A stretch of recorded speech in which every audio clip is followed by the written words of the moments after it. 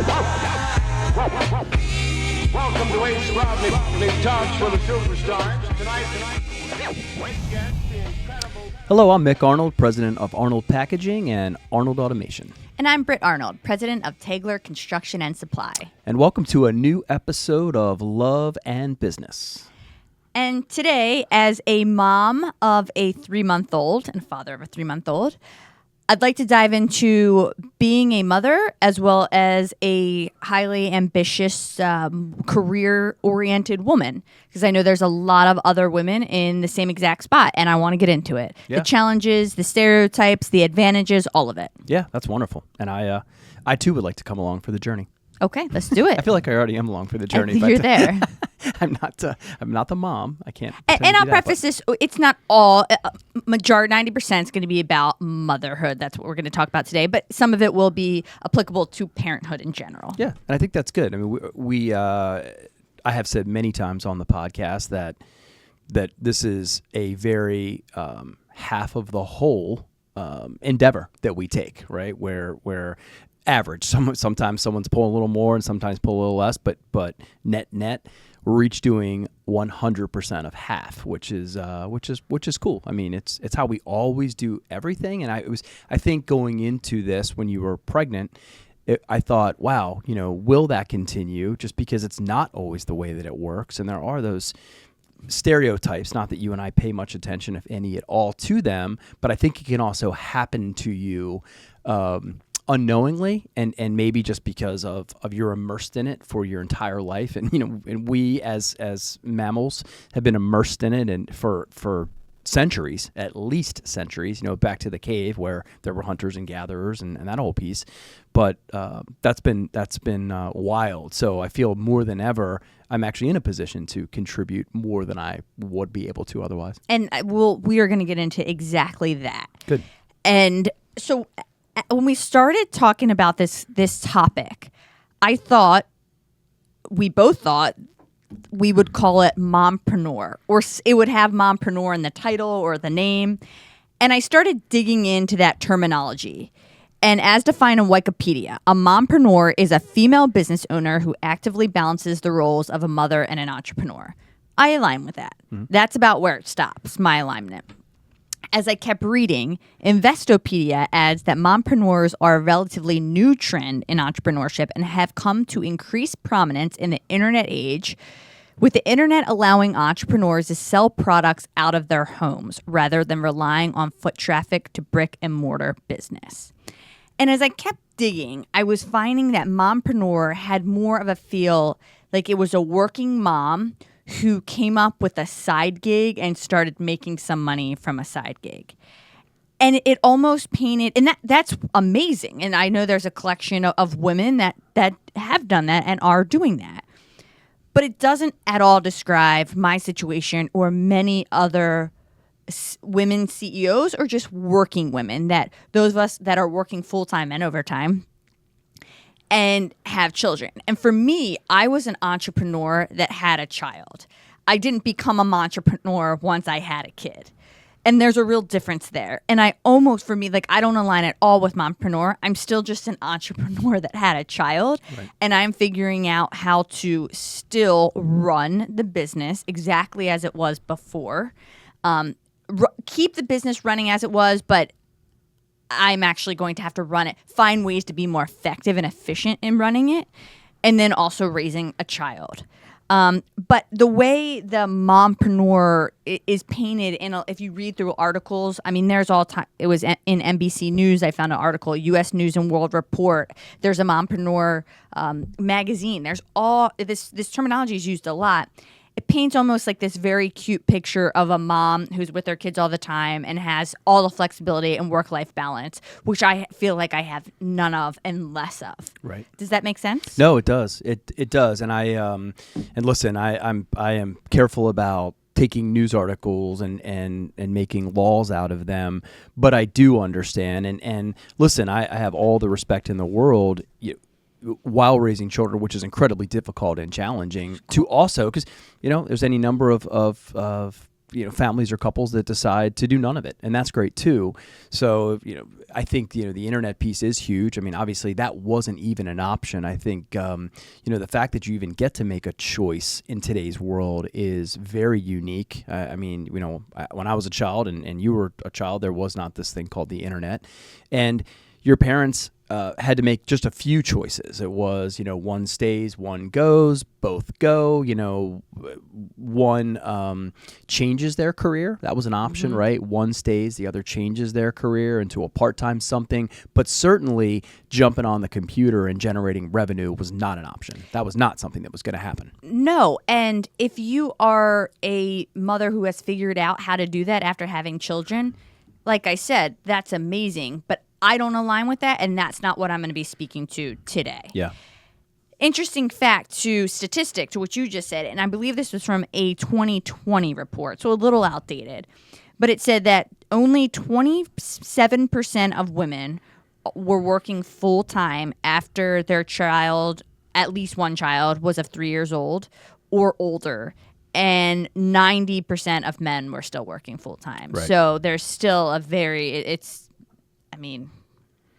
Yeah, and then that data too. I mean, if you remember, and the pandemic hyper exposed that, because when there was no childcare options and one of the parents had to go home and raise the children, it was generally the mom, and we know that because we track females in the workforce, and that number dropped like a rock. So, historically and typically, that's what has always happened, but that's different. I mean, the number of times that we've had conversations, or someone would say to you, and in a nice and very polite way, well, why don't you just knock it off?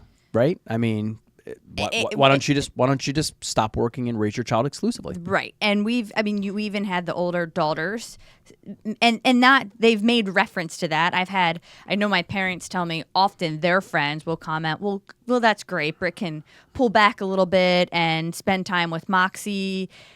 And that's just anybody that's a business owner.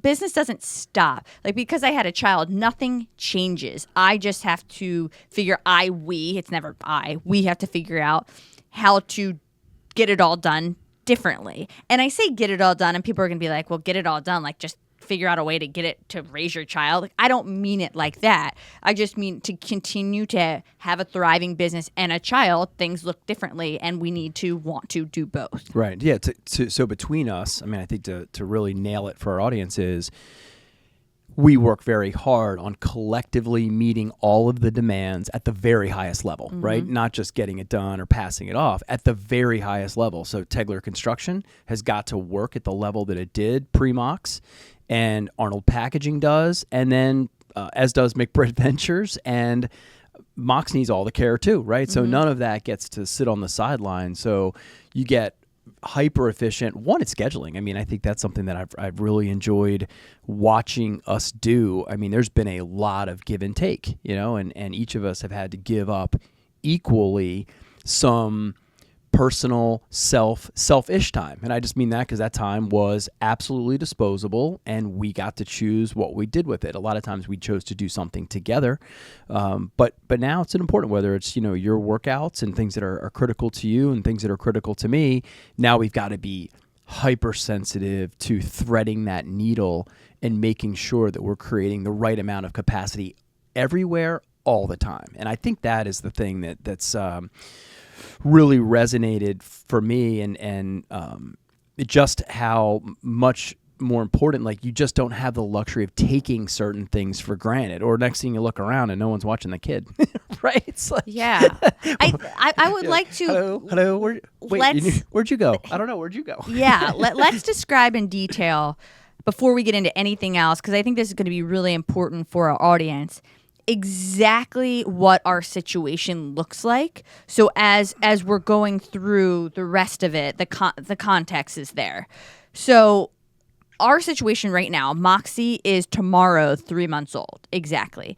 So what we're talking about now isn't always going to resonate with somebody that has a toddler versus a teenager. But we are in the heavy duty, hands-on newborn, cannot do anything for herself. And I just want to interrupt for 1 second. And not only will it not resonate, I do remember having a certain amount of selective memory because these parts are really hard, and you'll actually even forget about some of them. We'll actually be reminding some of the listeners if they're onto toddler phase or onto a different older phase. With different challenges. With different challenges, Yeah. 100%. But we'll remind them some of the 3-month phase that I'm sure they have conveniently and smartly blocked out. Some of it. I mean, some of it's great. Yeah. To protect themselves. And we now have a au pair living with us. So our au pair typically works 7 to 4 or 7 to 5, unless Moxie goes to my parents' house. So let's just, Moxie goes to my parents' house usually Thursday into Friday.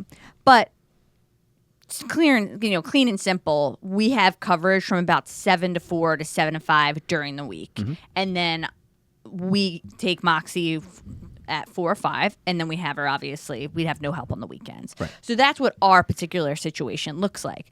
And even with that help, it's still challenging. Now, one of the challenges I experienced, which you touched on a little bit in another episode, was getting over that initial guilt of handing Moxie off to someone else. And I know almost every mother can resonate with like that idea that your child is going to be taught by some things by somebody else.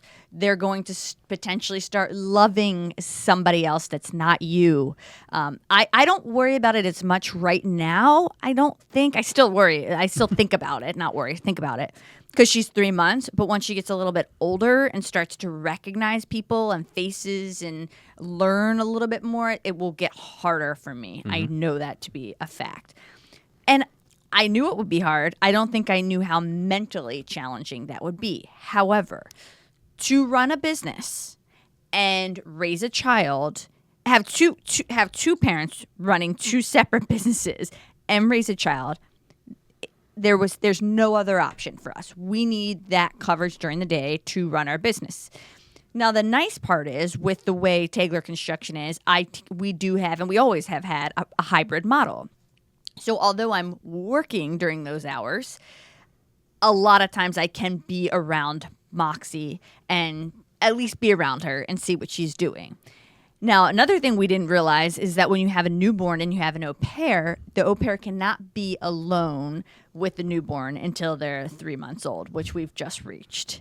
But that in itself was a challenge because either you or I have to be there with the au pair. So it's like, okay, we have an au pair, but we're sort of babysitting the au pair. Yeah, we're watching the au pair watch the Moxie. child. And meanwhile, she has exponentially more experience with newborns than both of us combined. Yes. And Thank you, attorney. We should Thank you, attorney Colonies. We should do like anybody who's thinking about the au pair and the au pair process. I'm not going to go too much into it, but I would have listened to like a 15-minute introduction for somebody who went through it before we got into the process, just to understand it, because it is pretty fascinating, and there are a lot of nuances. Now we're figuring out a lot of them once we're in it, right?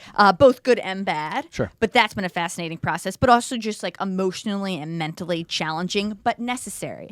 And I always said one of the hesitations or reservations I had to having a child was that they partly would be raised by an au pair or a nanny, and it was just going to look different for the child that we had as it would for a child that had a stay-at-home mom or dad. And that was part of the deal. On the flip side, I think it's fantastic for kids to get to see their parents hard at work and getting dirty and doing, like, I think that is just as valuable, in my opinion, more valuable. Right. But easier said than done before you actually have the kid and you're in it and you're experiencing it and you want to be with them all the time. Yeah, I think so. You said mentally tougher than you thought. I think it's actually emotionally. And what's the emotion what's the emotion that you feel in those moments when you're, quote unquote, handing her off? And again, you're handing her off across the room right now because of flexibility, but not now, right? We're here shooting. We're in a podcast. Mox isn't in the building. Yeah. So what's the emotion? Is it guilt? Yeah, it's guilt. And also, I mean, part of it is just like, I honestly want to be at 2 places at once. Like I love working so much. Nothing has changed about that. I'm so inspired by the people I work with and the career I have, and that's not changing. But also, so much of me wants to be there with her and just being there with her first moments and teaching her. And like, I've gone down also just like that rabbit hole of making sure like she's always stimulated and learning and developing as a human. Like that's equally as important, not being able to split that time and just that balance of it, which is why at 4 or 5 when we get her, like I am present. Right. Like and on the weekends, like we're with her 24/7. Where else? Obviously, but we're doing stuff with her. Like we are constantly, because that we don't have as much time during the day, so want to make optimize all the time that we do have. But I would say that's a long way of saying probably guilt. Yeah, and for the dad side, I don't know if this is a male thing or because I don't think I had a different experience with Brooke, Grace, and Liv. Going to work or doing what needs to be done, I don't experience any significant level of guilt. So do I say none? Like, yeah, whatever? No, but probably not to the level you do. I think there's a maternal component of that. I mean, you obviously carried her for 9 months. That's a different connection than a dad has, physically grew inside of your body.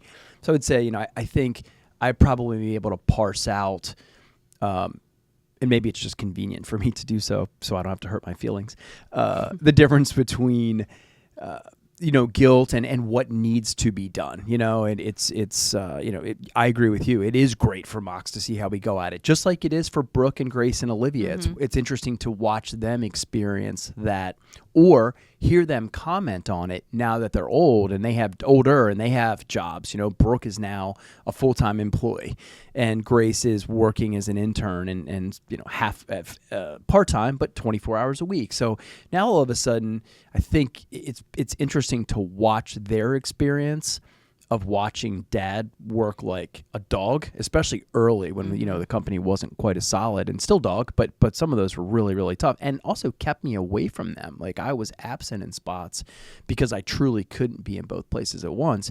But I think from my side, and maybe it's because I see that, I know it's great for Mox to see that type of demonstration. Well, I miss her terribly too, and I know it's important that we keep good on all of our promises to, Tegler's client base and Arnold's client base and all the people that we support and are ultimately responsible for.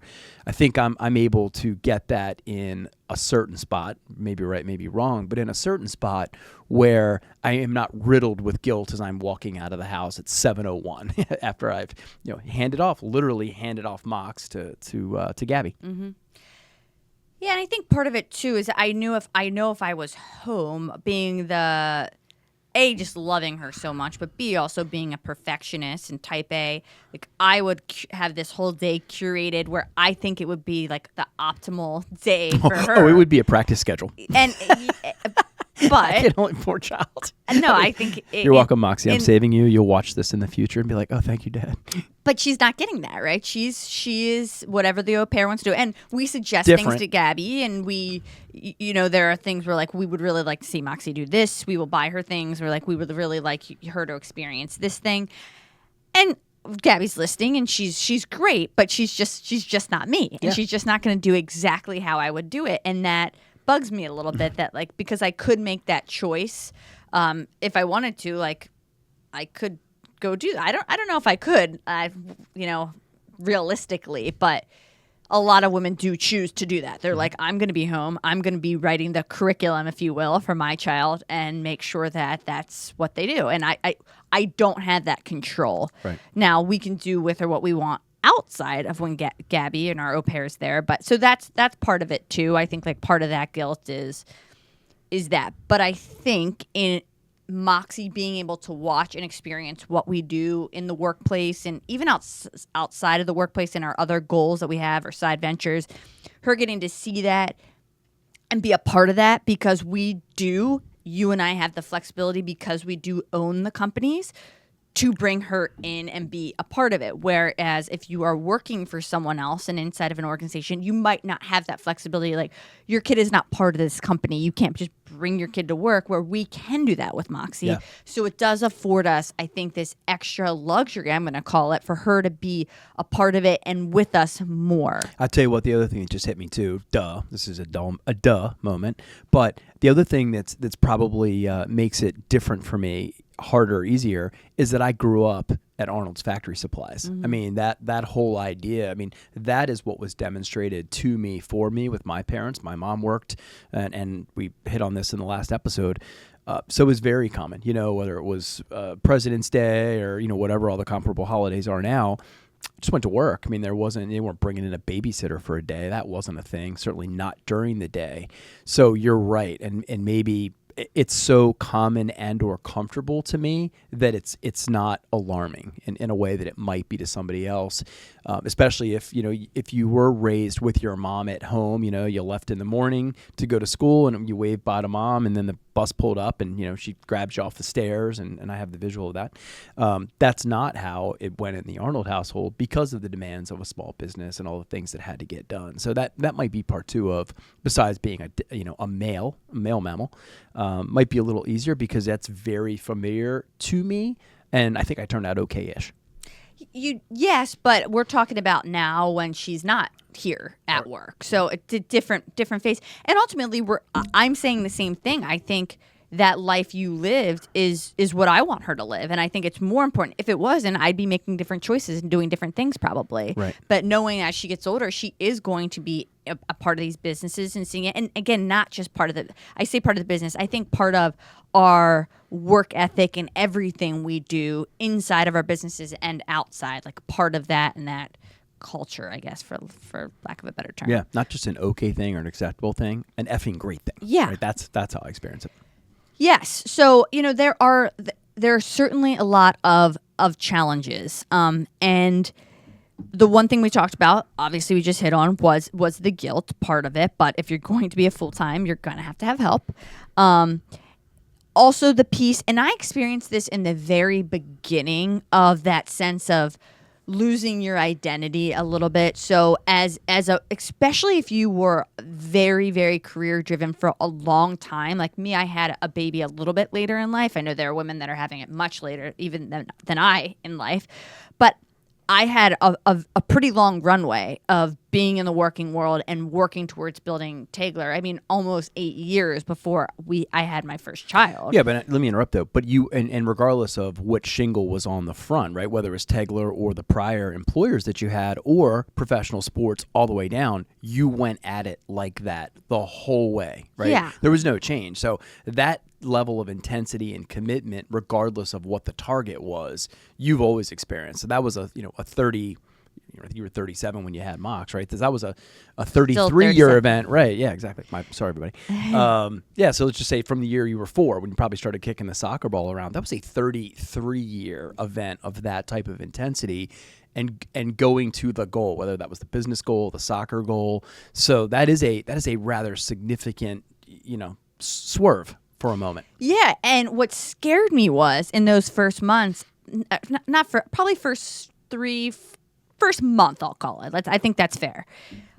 I started to feel like I sort of, and I'm using sort of in the literal sense, feel like I am going to want to stay home with her. And I'm not sure I feel the same way I felt towards all of these things. I question that because it's this new love of your life. And you're like, of course I want to stay with her all the time. I can't even imagine going back into that's not what I want.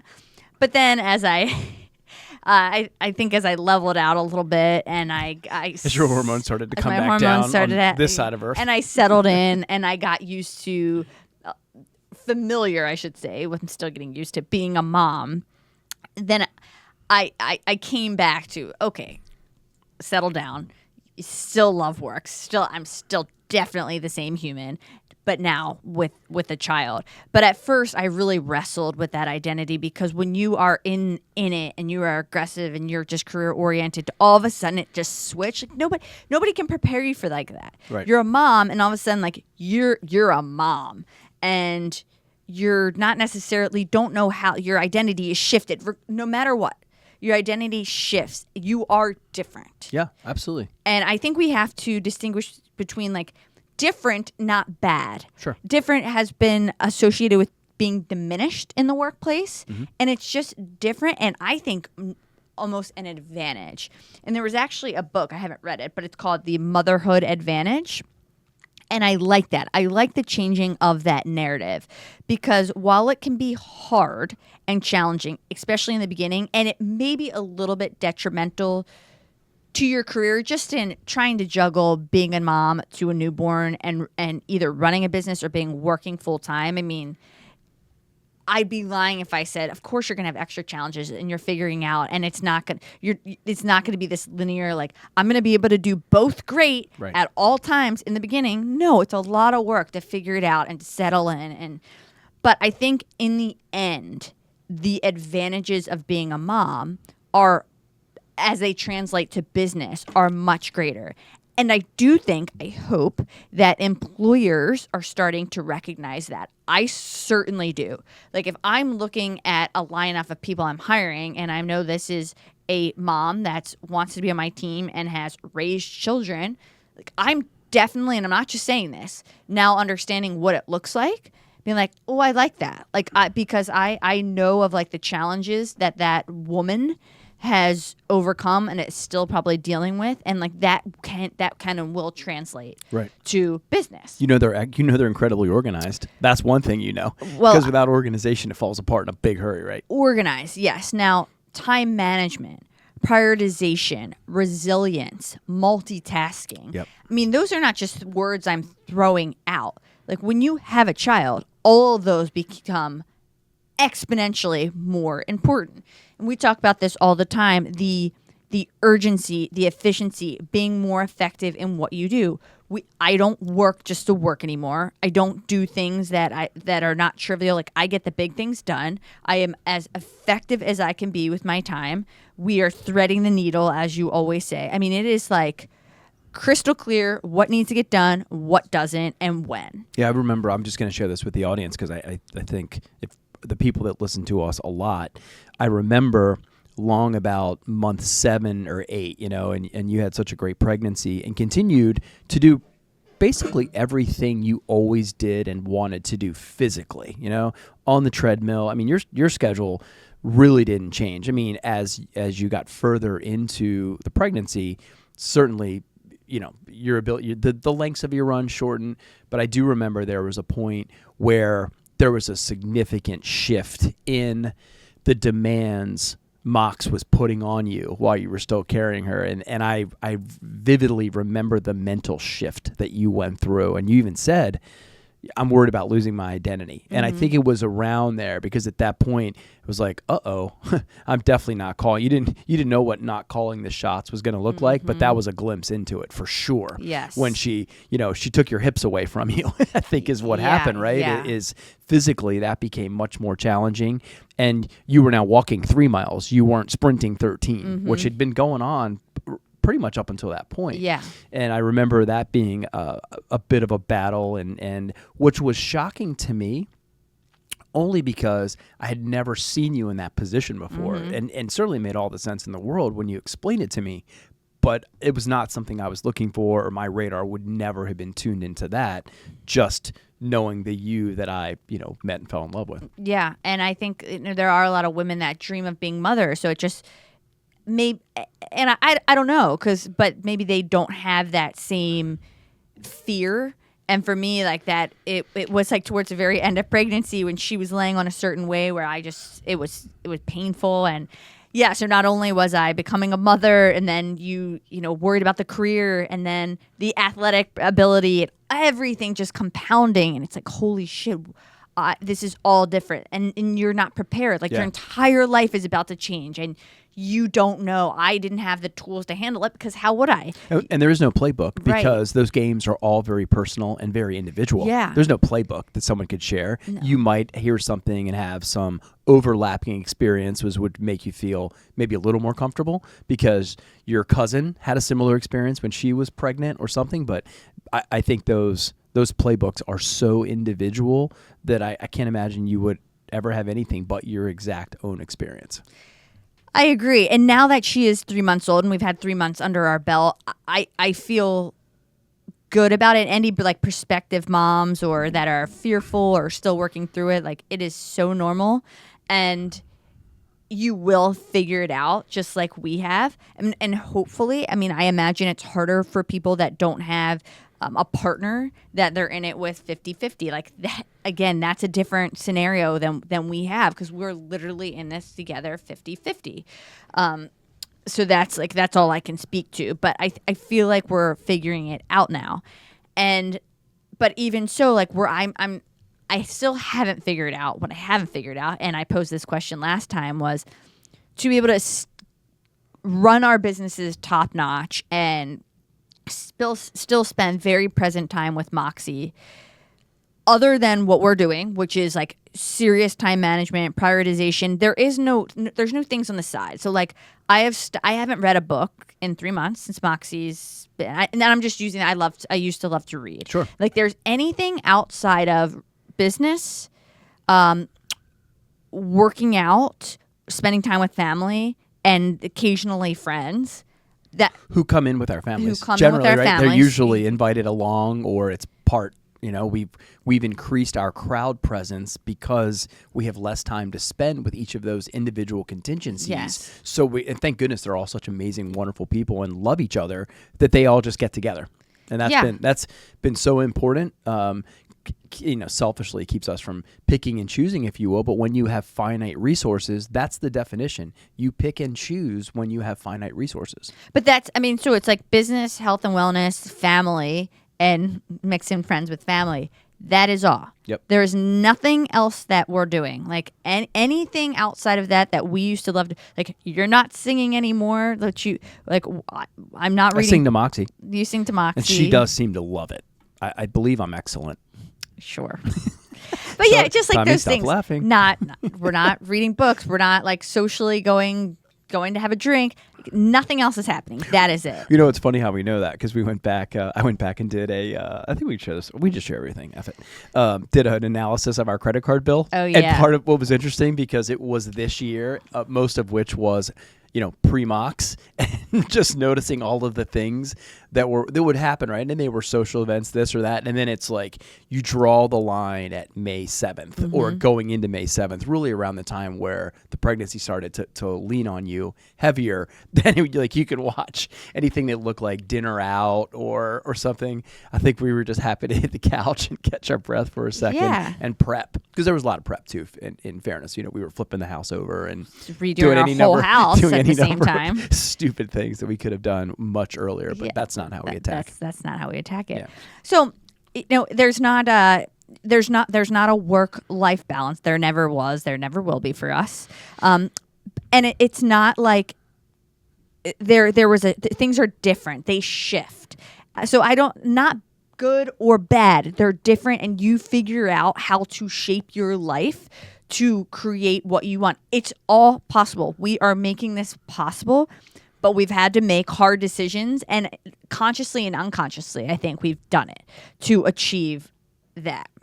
I would say, I'll mention, I'll give you a shout out for one thing that you do a lot less of, and not that you were ever ridiculous or obnoxious, but social media you've cut out, and not that you were hanging on Instagram or any of those, but there was a certain part of your day when you needed a mental chewing gum break that you might catch up on Instagram or something along those lines.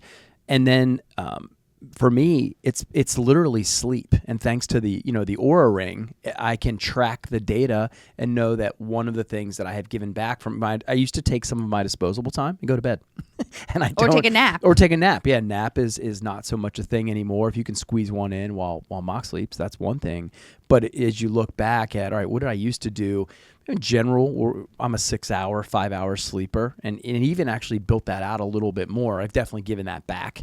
Where did the time come from to invest back in Moxie? And that's been an interesting thought process for me, or as I'm taking stock of it, because I'm literally taking stock of my time.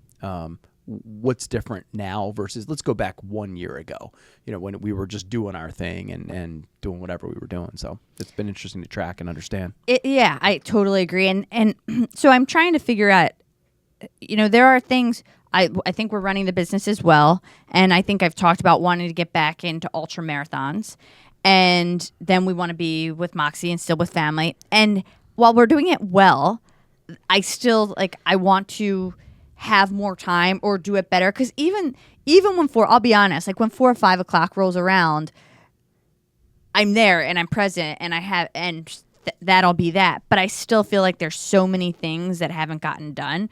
And I'll always feel like that. We never go to sleeping like, oh, we got everything done for the day. Like there's always open-ended. And if we did, we'd lop something else on. Yeah. Right? The second we felt like we were even close to having, quote unquote, it all done, we'd be looking for some other pursuit. But I feel like I need to, now that we have things down a little bit, like I need to create a couple more hours to get a few more things done. And we had a discussion just this morning, and what's going to get cut out and cut into is sleep.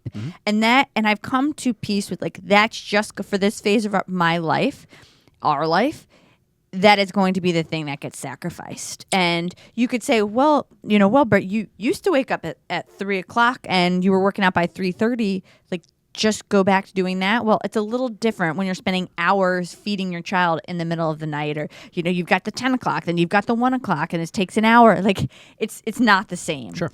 And even when I'm doing the feeding, you're awake. And even when you're doing the feeding, I have one eye open. Yeah. Moxie's one of the loudest eaters in the entire world. She's just loud and when it comes time to burp, she's pissed. Yeah. So there will be stubborn. there will be no sleeping at dinner time, whatever. And she has 17 dinner times a day. So I'm just trying to, like, if I can, and there's still just so many other challenges to it. Like somebody's got to be there before we hand her off. But now, my thing is like, how do I get up a few hours earlier, start the day? And is there anything, something has to give. Like we would be lying if we were sitting here like, this is all great, we're going to figure it all out. No, something has to give. You make choices. We talked about the choices we were making. And now we have to figure out the sacrifices we're willing to make. And I think for me, it's got to be sleep. I'm not sure where else I'll pull. I'm not pulling it from her. I'm not pulling it from the business. And I'm not pulling it from family. And I'm not pulling it from health and wellness. Right. So, yeah, well, I guess you could say sleep is health and wellness, but we're gonna. Yeah, but the other thing we've also we've been back and forth on, during your pregnancy, our alcohol consumption dropped to almost zero, right? Yours dropped to zero, and don't let people think it was almost zero. I think I need to be very clear that. Remember, you only had your shot intake went down exponentially. Remember, I used to pound them and do the worm, and the belly shots, or what do we call those again? Body shots. Body shots. Yeah, body shots. Dang, you don't even remember the name. Yeah, well, that's because it's been so long. But you had that big mountain. No, that's not cool.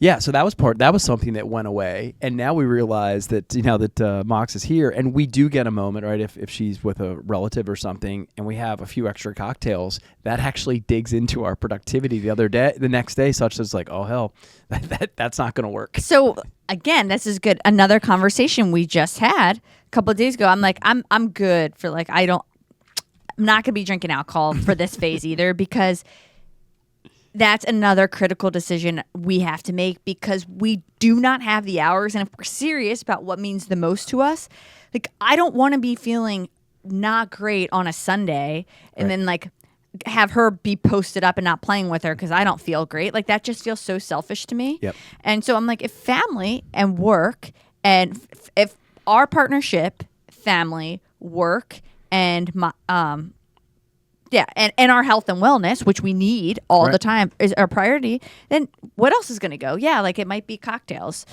So these are just like all part of the things you realize as you're moving along. Like you just can't do it all. Yep. So things have to be cut out hard. Yeah, I think we're just sharing our conscious choices with the audience. And if you're listening and you're home with a 3-month-old, then maybe you can take some of these ideas away. Yes. So I let's shift into, because I did say with all the challenges, I think a lot of that, and we touched on a few of them, but can be turned into real advantages. And I'm talking about motherhood here, but I think a lot of these apply to just parenthood in general for sure. I would hope so. And one of the things for me, and I have touched on this in a couple of the other episodes, is just this feeling like you are not in control anymore. Your newborn, your toddler, your child, most of the time is calling the shots. And having to come to terms with that and be okay with that and then adjust. And that has brought this weird sense of a calm to me, because when you realize like you can only do so much and a lot of it's out of your control, you just have to deal with it and adjust. It took a sense of pressure off, because you're like realizing like that structure is not going to be there and it's not going to be perfect, and just let it go. Yeah. and get all the I get all the same stuff done, but it's not going to be necessarily on the it's Tuesday, and it's not going to be necessarily what I had on my head on Monday. Yeah, your trajectory is not going to be this very calm one of these. Well, I'll give you an exact business comment. 3 of our 7 values: commitment, adaptability, and team first. So you tell me what could be more important in this part of our life, right, just versus our work, than commitment, adaptability, and team first, right? Team being our immediate family, you, me, Brooke, Grace, Liv, Mox, and then, certainly parents are right there on the edge, but that direct responsibility is that crew. So what could be more important than commitment, team first, and adaptability, right? Right. Because, the commitment's got to be there. The adaptability piece you speak of is just this never-ending zigging and zagging. Whichever I choose, Mox tends to choose the opposite. Sometimes we sync, and it's great, but when we don't, she's not going to change her ways, right? It's only about me adapting and putting the team first, whatever that looks like. And from a time perspective, supporting you, supporting her, supporting Brooke, Grace, and Liv. So there are 3 values right out of our company that are exactly the same values that our home team has. Yes, and when you bring somebody who can adapt and shift into your organization and align with the values that you have, that's really valuable because that's what our businesses are. It's mandatory. It's right? mandatory. It's mandatory. Yes, absolutely. And another thing is like our children, and I think for most people, they add this extra layer of just both inspiration and motivation, I think. And when I'm doing certain things, I do think of Moxie a lot. And wanting to do this for her, or if she were to see this, would she be proud of what she's looking at? And I'm sure you experienced that with the older girls when they were growing up to it, and now as well. Sure. No, I think both of us, all of us as well. It's such a different lens for them. With Grace, for example, working. Well, Grace puts out the social media for everything we do, right? So Grace is literally on our team, and it's wild to have conversations with her.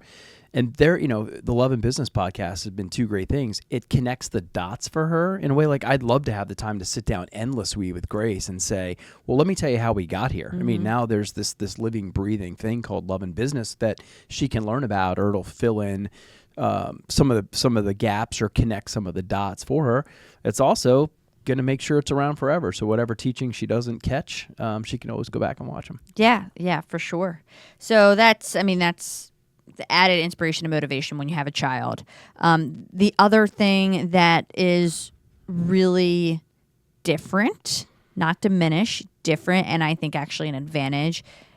Another thing I've also touched on, but I want to lean into it a little bit more, is just feeling more empathy and a little bit more nurturing, more of what I've just called like a feminine energy that I just didn't align with before. I think we all have some. Not only of it. did you not rely on you even rebelled in some spots, or it was so far into you. It was far in that it, you couldn't even really get yourself into the same space as it. Yeah, and I don't think rebelled because I wasn't consciously True, that's rebelling on it. It was like an organic, right? Just because it was so unfamiliar that it didn't even occur to you. Well, I was in the business world, which is dominated by males, but also in construction, which is really dominated. So just a lot of male energy, just career oriented, and just didn't feel all those just didn't feel that feminine energy that I really do now. And I realized like how valuable that is for male or female when you run a business, because it really does allow you to connect. So one, I've been able to connect with women on a much different level, which has been amazing, like the much deeper connections almost instantly, even since I was pregnant. Yes. And then the name called Mom is a pretty wild tribe, right? I didn't know. I didn't know that club, and I like now being a part of it. It's so different. Like you instantly have a connection with another mom. Like you don't. It's just there. And then being able to just relate and understand your teammates and better, and just being more empathetic as a human is a better quality to have. I'm not great. I'm still working on it. I'm certainly not the most empathetic person or the most nurturing, but I feel it now more than I ever have. Yep. And I like it. Yeah, the evolution is on. Yes. And I think also, and you tell me, I think we have as a culture, at least here in the United States, have embraced that a little bit more, that sensitivity, empathetic, vulnerable, feminine energy type of vibe. Like, I think that's way more accepted now and talked about. And also, I mean, you'll see it, like, what is the support the women in the Olympics are getting? I mean, maybe this feels like there's like this culture of women and femininity. And even a movement, and I'm not going back to, movements of the past, but true movements, right? Because I think that, some of the movements of the past were exclusively women-led or exclusively women-supported. That is not the case anymore, whether it's investment in sports and female sports and even just consideration. Is this the first time that the Olympics had daycare and a nursery? It's the first time they had a nursery. I mean, which come on, is like, give me a break. Right? So that's what people will send me the article, and I'm like, well, about time. But also, I have to look at it. It's progress. Yeah. So, and I want to be very clear. It's never for me like men versus women. It's it's not at all. Like I never think like that. We literally need each other. Yeah, right? And it's like a real progress, and maybe that's part of like what I'm feeling and leaning into, because it's also more heavily talked about and accepted, and I want to be a part of that movement, and I'm trying to figure out how to actually align my business, Tegler, with female sports, because like female sports, I think, is a real vehicle for social equity and for females and just equity in general, as I think businesses. And I think there's a way to intertwine the two, and that's what I'm trying to figure out, because they're my two loves. Yep. But that's for a different day. And all that connectivity too. Girl Scouts, just pick another one. Yeah. Right? Let's just say your, sport athletics isn't your first love, but Girl Scouts, there's so many different outlets that are amazing that can connect all those little girls and have them come up and through together, loving and doing the same ultimate things, right? I mean, because only like a fraction of a fraction of a fraction are going pro in anything. They're all going to have to get jobs and build careers, and hopefully ones that they love and are crazy productive and make the world a better place. Yeah, sure. But I mean, business, is on a world stage, as is sports. So there's no more like those vehicles are really powerful in the name of like social. I'll just say all equity for women. That's a little bit of a side tangent, but we'll get into that more. Cool observation. I think appropriate in the midst of the Olympics. Yeah, where U.S. all female athletes, but U.S. female athletes are showing up in a huge way. And I meant to interject this earlier, but an interesting story that I heard. Now, we're talking about currently, and I'm bringing us back, but Ruth Ginsburg told this story, and she said she called him a lively son, and she got called once a month to come into school because of her lively son, right? And to talk about his behavior. And she said she always did, but obviously she was a very busy woman, and she always made the time. And then eventually she said, well, I'd suggest you start calling the other parent, her husband, 50% of the time too, because she said they only called me. Right. And what happened was they ended up, she realized they ended up stopped calling monthly, and it eventually was quarterly, and then it became like twice a year, because the school didn't feel right disrupting her husband's very important work schedule. Wow. And the way like the work was perceived, but the importance of the women's work to the men's work. And I think I hope we've progressed since then. But I thought that story was like, wow. Yeah. Like that's a really interesting, and tells the story. Yeah. Well, that social net has been laid over us for such a long period of time. It's not going to resolve if you think it requires resolution. It's not going to resolve in the very foreseeable future, but I think it's moving at a pace and has a momentum like at no time in the history of mammals. And that's why I think a good ending point would be, that's why I wanted to talk about this, is the difficulty of being a working mom or working parent, but particularly working mom, and having a child, and it not being perfect and it not being the description you're going to read of what a mompreneur is, and you don't have the work-life balance or the flexibility. But it's like dealing with the challenges and figuring out how to make them advantages in the workplace, and also just ways that I think it's really valuable to collaborate and say, this is what works for me, and let me pick some pieces that have worked for you, and let's put it all together and try it out, because we're all working through this thing and figuring it out, and there's no perfect solution, but it is possible in this day and age to do both.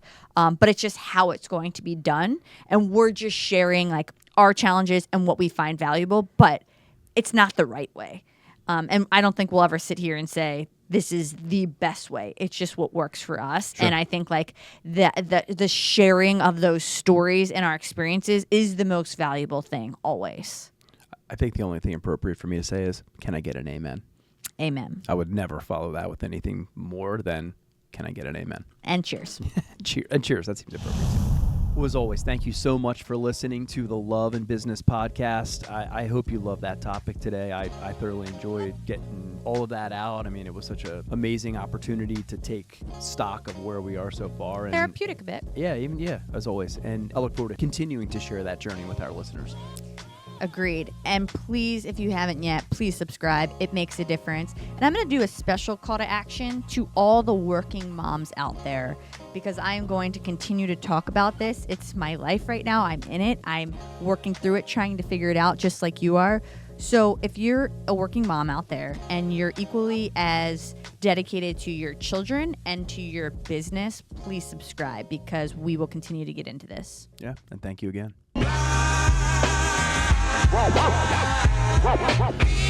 Welcome to Ace Rodney Talks with the Superstars. Tonight, with guest, the incredible